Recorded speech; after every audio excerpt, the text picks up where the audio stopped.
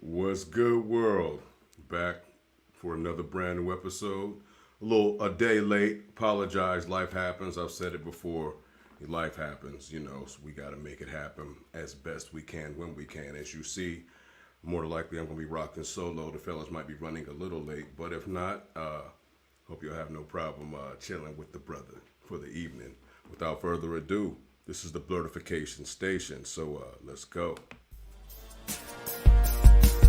The Candid Corner presents the Blerdification Station with your hosts, Coach Bob, Mr. Lewis, and MG the Great. Welcome.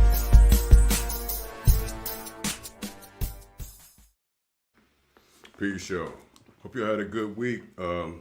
Usual over here, life happening, auditioning, taking care of the fam, taking care of the household. Still getting situated up in the new spot, moved in here about a month ago. It's real comfortable, more space, a little more quiet over here too. But enough about that. This week, we are here for the part 2 of the installment in Spooktober for our favorite films, horror specified. This week, we're going to talk more about B horror films and the Grindhouse movie genre, which is kind of the same.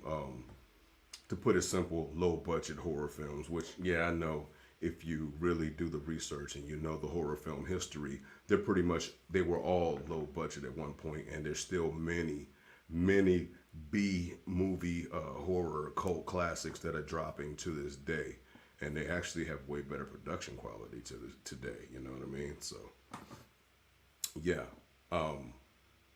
join me on YouTube or all the other social media platforms or right here on StreamYard. Hit me up in the comments. Let me know some of your favorites. I'm going to talk about a list of some of my favorites. Give you a couple trailers. I'll try to stick for the specifics on like 2 of the films. And then, we'll get into the paranormal clip of the week and get on up out of here. We're going to have a special surprise for y'all in a couple weeks too on what is it, the 26th, if I'm not mistaken. So y'all want to stay tuned for that as well. But without further ado, this is the Grindhouse section. As y'all don't know, I forgot, forgive me. If y'all don't know, for the new listeners, this is Mr. Lewis. I am the host of the Blerdification Station, usually with my co-hosts, my brothers, MG the Great and Coach Fa. But I'm solo today. It's all good. Let's rock. All right. Now, the history of the Grindhouse film genre. The name Grindhouse or Action House was provided to American theaters that primarily offered low-budget horror films and adult exploitation-style films, likely named after grind policy programming from the 1920s. It's believed that the first use of the term Grindhouse was established for a theater in 1923. Now, if you want to learn more about this grind policy, I suggest you do your own research on that. I'm not going to give you a whole research on law. I'm not going to take y'all back to college with me. They're talking about media law and all that good stuff. But those in modern day, younger people are probably more familiar with the term Grindhouse from Quentin Tarantino's double feature, which, was a dedication to the genre, which he also says is one of his favorite movie genres. And for anybody that knows Quentin Tarantino, he's a great filmmaker. But for those who, study him and know he's an auteur, that he is a heavy-duty movie head. Kind of like those that know me, know how much I'm into music, especially hip-hop. That's how he is in the film, you know what I mean? Like, he's heavy into it. He knows. I thought I was a film head, and I watched a few of his interviews and hear him talk about stuff, and I'm like, wow, I got a lot more studying to do. Anyway, here's a list of B horror movie / grind house films that are, old school and I would say, I don't want to say in between, but they're kind of in between old school and modern, where I say they came out in the 90s and in the early 2000 aughts and whatnot. And some of them might be some of your favorites as well, and some you may have never heard of and you might want to check out. All right. The older ones, I would say, Class of Nukem High. It's a classic. Tremors. Terror Vision, Chud, Species, Texas Chainsaw Massacre, Killer Clowns from Outer Space, The Blair Witch Project, Silent Night, Deadly Night, the 1980s version and the remake in the 2000s, Castle Freak, Wes Craven's Shocker, The Blob, and Ghoulies. Now, for Wes Craven next week, I plan on diving more into his films. I'm going to dedicate a whole episode because he's probably, between him and John Carpenter and Stephen King, they're probably my favorite horror film creators and books and authors as well. So I'll probably spend an episode talking about all three of those gentlemen next week. This week, we're going to stick with the films. That was the older generation, as I said, the in-between. The newer ones, Teeth. For those that know, y'all know. It's like, yeah, it's like a whole species on a whole nother level. Human Centipede. I think that's the name of it. It's one of my wife's favorites. I've seen many of spoofs. I first saw the South Park episode making fun of it. So then I had to go back and I tried to watch it, but that's just far too gross for me. House of a Thousand Corpses, Rob Zombie's debut into the horror film genre, which was dope. Now, I wasn't a fan of the follow-up sequels, but the first one to me was groundbreaking. I loved it. Hereditary, it's another one. Yeah, check it out if you haven't heard of it.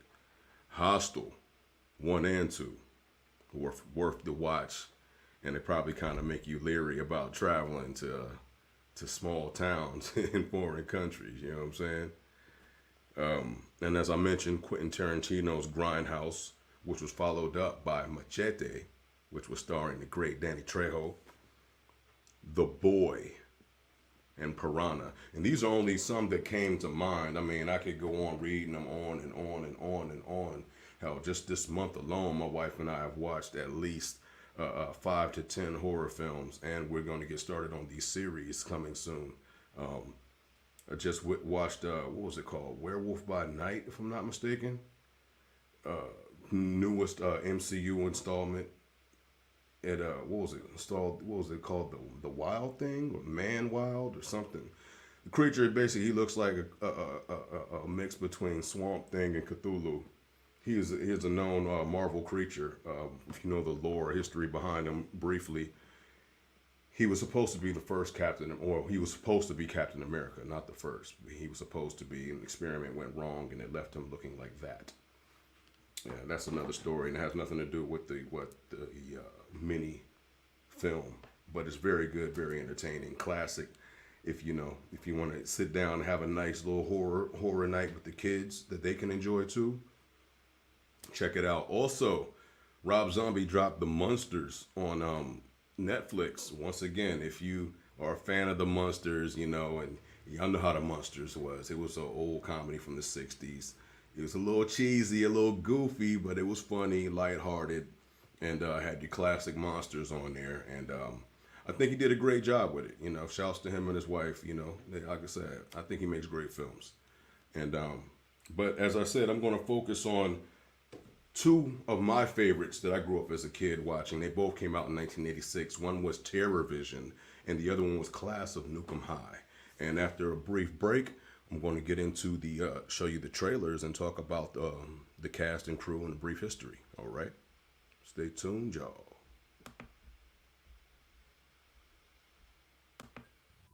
Boomer shaka laka laka. Boomer shaka laka laka. Ladies and gentlemen, from the makers of colonial jollof rice comes African dance classes. We're gonna show you how to Yoruba on down. yeah. Yoruba on down. But yeah, like I said, here is a trailer for the 1986 film Terror Vision. This is the official trailer, y'all, too, which I never seen. I saw it on VHS. My dad had it on VHS. We were in Germany. We didn't have the official. Intellectual decay! Turn it off and rot your brains out! The Pottermans are just a typical American family. The only thing they're missing is a pet. But have we got a surprise for them? You see, Stanley Potterman's new satellite TV has just gone on the blink. And it's drawn in a creature from outer space. Like all new pets, this one's causing a little trouble around the house. And he's eating the Pottermans out of house and home. In fact, it seems like this creature will eat anything. Well, just about anything. You looked right at my studs and cooled out. This dude's into metal. Familiar? Now, it's up to the kids to break the creature of its bad habits. I said shut up! But he's not responding well to discipline.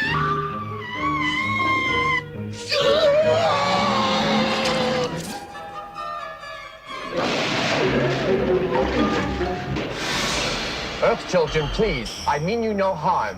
I am Pluthar, here to save you.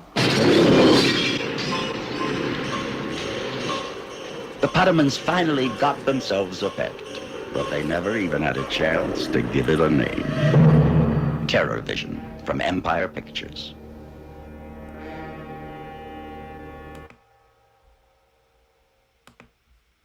Yeah, yo. Like I said, that was Terror Vision. Give y'all a brief history of it. It's came out in 1986.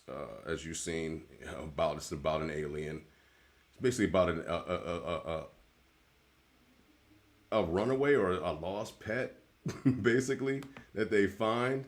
And it's starring Garrett Graham, Diane Franklin, Chad Allen, and John Grease. Now, as I said, the dude, the punk rocker guy, he looked familiar because you may also know him for your fans of Martin, the sitcom Martin. You know him as Sean, the producer at the radio station in the early seasons of Martin. I believe it was seasons 1 and 2. And yeah, that was where I first seen him. So when Martin premiered and I saw him, I was like, hey, I know that guy. That's OD from Terror Vision. Yeah, anyway, that movie we used to watch over and over and over when I was a little shorty, and it was weird because even though movies like that scared the hell out of me, I was still entertained like a mug. So I'd be scared, but then I'd watch it again the next day. And it was funny too. It had a little bit of like kind of like Evil Dead. It had a little bit of the cartoon element to it, so it was kind of like watching live action Looney Tunes. For those who don't know, those cartoons were seriously violent. But yeah, that was Terror Vision, and we watched it over and over. When I was a kid in Germany, the first time we were there, we only had one channel, Armed Forces Network. And if you didn't have any extra movies to watch, you were just watching AFN 24/7, basically. And yeah, we pretty much had certain select VHS cassette tapes my dad had over there that we watched over and over. We had this one tape that was about 8 hours worth of cartoons. I'm talking about everything from Robin Hood, the Disney Robin Hood, to Fat Albert reruns, to the Lord of the Rings cartoon, like the 70s version. And yeah, and Class of Nukem High, Poltergeist, this next one I'm about to mention, Class of Nukem High. It was all these movies that I could tell even as a kid that they were obscure. And I really didn't understand at that age about the whole, movie premieres and box office and all of that. I just knew movies came out. And then maybe a year or so later, I learned like how they came out in theaters first, and then maybe 3 months to a year later, depending on how well they did in the box office, they would come out and be available on like HBO, Showtime, cable, or you can buy it on VHS, cassette, or Betamax, or even Laserdisc if you were a baller back then. Laserdiscs were like, I guess you can say they were like if they made CDs the size of vinyl albums. That was Laserdiscs, and they were dope. They were they were, I guess you could say, the grandfather of the DVDs and Blu-ray. But yeah, to keep it moving along, we're gonna talk about Class of Nukem High coming up next. It was another 1986 film, and it starred Michael Hirsch, Janelle Brady, Gil Brenton, Theo Cohan, and Robert Pritchard, and Brad Dunker. Now, this one was kind of more on the punk rocker side and more geared towards, teenagers. So it had more mature themes, and I even think it had a couple topless girls running around there. So, as a little kid, I'm like, hey, boobies. Little nerd kids. We see boobies. But yeah, it was It's twisted. If you haven't seen it, go and check it out. It's too much to describe, and I don't want to sound too vulgar on here or sound, because eventually I'm going to try to monetize these joints and get it to a wider audience, so they can hear what we talking about over here. But yeah, that was Class of Nukem High, 1986. It was about basically a toxic waste spill near a high school and a whole bunch of, gangs and fights and violence and toxic waste mutants. And it's just a wild, crazy time. It's just your classic standard 80s low budget horror film, and it's going to have everything that entails with that. But yeah, that's pretty much all I got for that topic. Yeah, we moving right along pretty fast today, huh? I guess when it's just me, I guess, yeah, it's just not much to talk about. Usually I'm used to the fellas, we bouncing off each other with ideas and opinions, but hey, that's how it goes. The show must continue. Take a quick break, then I'm gonna come back to y'all with the paranormal clip of the week. And then guess what? We probably gonna get on up out of here. It's a short episode today, yeah. Mr. Lewis, Blerdification Station. Stay tuned, good people. Man, Cat Daddy, you ever seen the Superman? Man, that Superman, bruh. Man, he got all the finest women that all over. He got all the finest women on different planets, man. Man, he don't got no Lincoln. He ain't got no Ford and no Mercedes. This dude got a cape, bruh, a Cadillac cape. And he just take that Cadillac cape and he flies zoom, baby. He zooming, daddy. It's 1970, and everybody need a superhero, right? Cat daddies and ladies, check out my dude, the pimp of the year, Superman.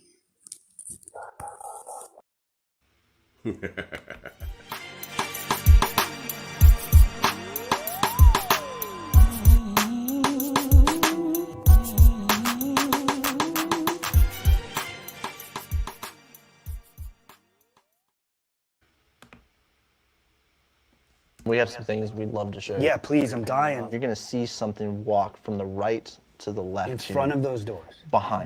Behind the doors. Right, so here's that light. And I'm seeing that. I can say, Brian, get out here. And it's gone at that point.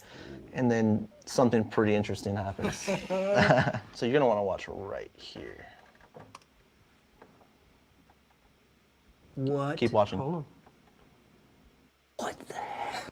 If this was somebody, one of our people per se, there would be some kind of detail, but we have to go in and try and recreate it. But you were there with your own eyes and you didn't see any light anomaly there. That means that it's outside our visible space. I saw nothing like that. Wild. Yeah, we got to get out there and set this camera up in the exact same place. Yep. And try to figure it out. Sure. Sounds great, man. I'm good with it. Let's go. Yeah, that was the great Ghost Hunters. And you've seen the clip. I remember seeing that episode and being baffled, like rewinding, because I had it on DVR, rewinding it and just replaying it over and over, just trying to catch the flaw in it. Yeah, that's why I loved watching that show, because those guys, they don't mess around. And some like other ghost hunting shows, it seems like they're more about the sensationalism and the drama of it to draw in teen audiences and you know what I mean, to get more of the, I guess, paranormal community. But, you know, I'm all about the facts. So I rock with the ghost hunters. And, yeah. MG had a clip he showed me that I wanted to talk about this week. I guess we'll talk about it next week. It was real interesting. And also, you know, I've told y'all before about having weird stuff happen in the old house I lived in. But in the new house, it didn't have any, anything weird happening until yesterday, you know.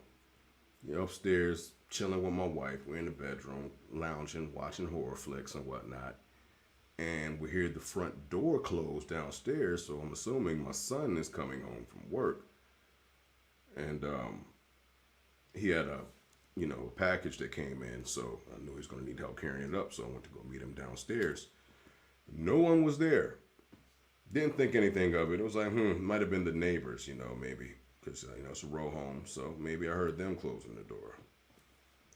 Go upstairs, fast forward 30 minutes later, all of a sudden we hear walking going on the stairs up on the floor above us, which usually is where my son, is where he resides. He's not home yet. It should be empty up there. Once again, pass it off.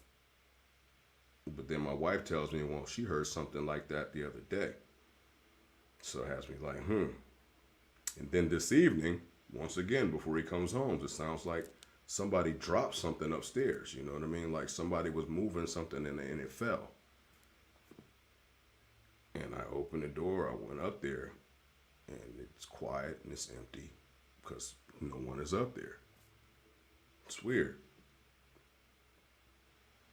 Now I'm starting to wonder, I used to think I moved into haunted places, but am I a haunted person myself?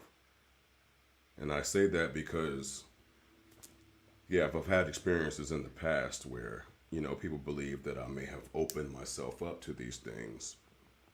But I would say that, well, from my life experiences, maybe something has always been with me and it just made me aware of it at that time. But that's for another conversation, y'all. It's been another episode, a short and sweet episode of the Blerdification Station. We're going to be back next week to discuss more horror, more MCU, and more stuff across the pop culture madness that is American pop culture. Hope y'all had a great time this evening. Peace and love to y'all. Go to the site, thecandidcorner.com. Check us out. Go buy some merch. Go to all of our social medias. Hit us with the follow. If you dope, we follow you back. Email us blerdfs@gmail.com if you have any questions or any clips, or you want to tell us any ghost stories of your own. But until then, I'm out, y'all. Peace. The Candid Corner presents the Blerdification Station with your hosts, Coach Bob, Mr. Lewis,